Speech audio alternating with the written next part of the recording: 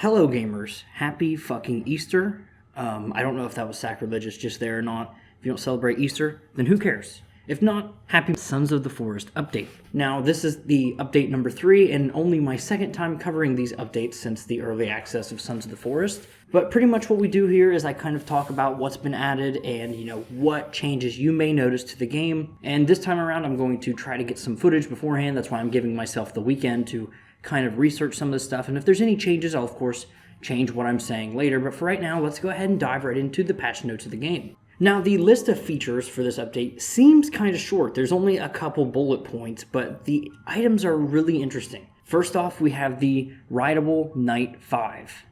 You would be forgiven for not knowing exactly what that is, but basically it's a little one-wheel kind of hoverboard moped type thing, and truth be told, that's an awesome item to have. And it's really interesting to see between the hang glider added to the game as well as this, the items being added to the game that really increase mobility, which given the increased size of the map makes a lot of sense to me.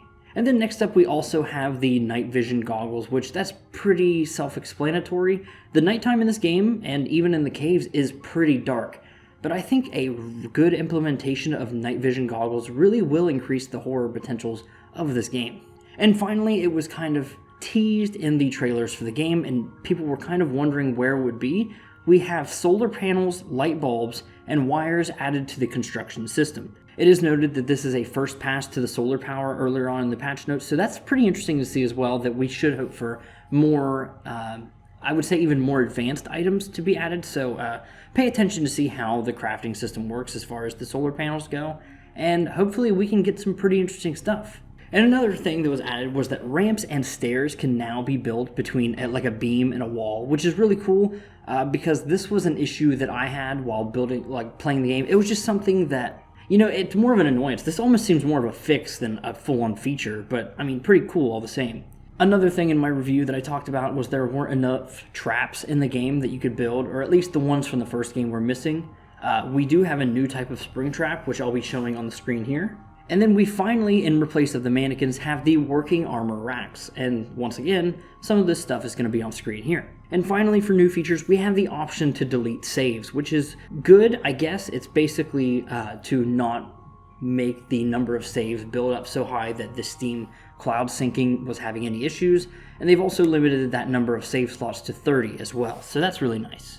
And now next on the patch notes, we have the improvements. So not so much stuff added, but tweaks and different things that make the player experience a lot better. First off, the dead babies now have buoyancy in the water, which if you don't know the dead babies, that is the weirdest statement to ever make in my basement where I'm recording this right now.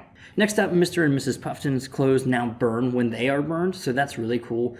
There's an added security camera model to the luxury bunker entrance, probably to make it in line with all of the security feeds that we see later on. We can now break the large cannibal tower lookouts from the last update, so that's also really cool. And they also adjusted the navigation areas by lakes to fix issues where animals and characters would get stuck around the edges, so that's awesome. That was one of the ways to cheese the AI earlier on in the game, and once again, I can't help but really praise any improvements to the AI in this game. And once again, you can now pick up and throw puffy dead bodies. And I have to say, great. I love this.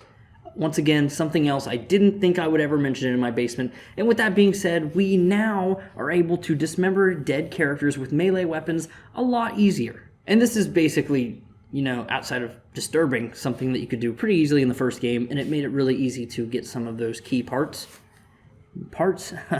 I'm losing my sanity here just reading this. They have also adjusted the creepy spawning logic in caves. They've also improved the enemy base attacking logic, so that's really cool. I assume that means that as they're attacking our base, they're going to be a little smarter about how they're trying to do it, not breaking a wall when they can walk right past it or something like that. I'm not really sure. We don't get super in-depth details on these. Next is a multiplayer improvement that enemy damage for a game setting now is properly replicated on all versions of the multiplayer server that you're on. And then the Kelvin return to shelter command will also return to hunting shelters and beds, things that you've created throughout the world that isn't just your main base. Another thing Kelvin can do is he will now pick up all types of arrows, visibly carry them, and also drop the proper type of arrow, so a nice little fix there. The Fly Swatter and Bone Maker traps that were previously in the game will no longer trigger when small animals go through them, even though that was pretty funny, it was a waste of resources. They improved the morgue lighting, one of the later places in the game, and they added some of the dead cultists there as well. So once again, adding a lot of story context to these moments, a lot more leading into the horror. Another thing with some of these dead cultists that they've added is flower wreaths around them. Getting a little bit of that midsummer vibe, why not?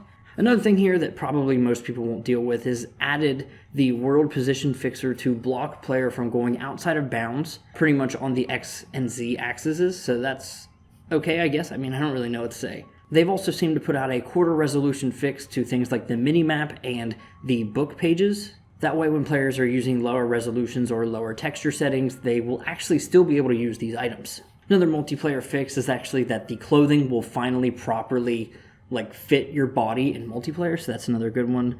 Tarps and turtle shells will now also show their item counts in their inventory as well. And they have renamed the mannequin to armor rack, which was something that you kind of would have assumed anyway. And they also changed the amount of duct tape required to build an armor rack to just 1.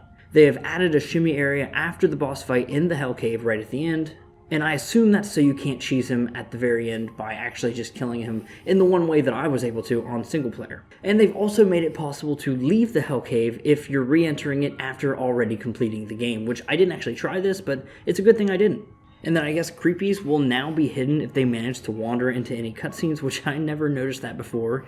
And of course, a little fix for our good friend Virginia is that she will now stash guns when carrying a gift and drop the gift when entering combat. Now that's really it for the big implementations and changes, but next up we've got 3 little pieces of balancing. First, the cannibal ability to dodge heavy attacks has been increased. They've also increased the damage to structures from John 2, and enemies now flee further when they're scared. Almost at the end though, we have this list of fixes here, which I'm going to kind of flash on the screen, and I'm not going to bore you with the minute-to-minute details of it, but speedruns have kind of been nerfed a little bit more. Enemy and animal spawns have been tweaked a little bit to kind of help the player out, and quite frankly, a lot of individual issues seem to be addressed, so overall quite a good update in my opinion as far as the fixes have been concerned. And finally, for the audio department, only 2 little changes here, one of which being that there's a new scaling system added to the volume sliders, and the other being that there's been a new audio event added to when the cannibals hit their clubs off of the ground. But really, that's it for me. Stay tuned for the next update when that comes. I'm going to try to get a little closer to getting these videos out as soon as the updates come out. Unfortunately, I just have a really busy life. This time around, it was Easter, so, kind of sucks to suck for me. But until then, consider subscribing. We've got news, reviews, all kinds of things to look forward to in the future, and especially updates about The Forest and a re-review when that time comes. So yeah, bye.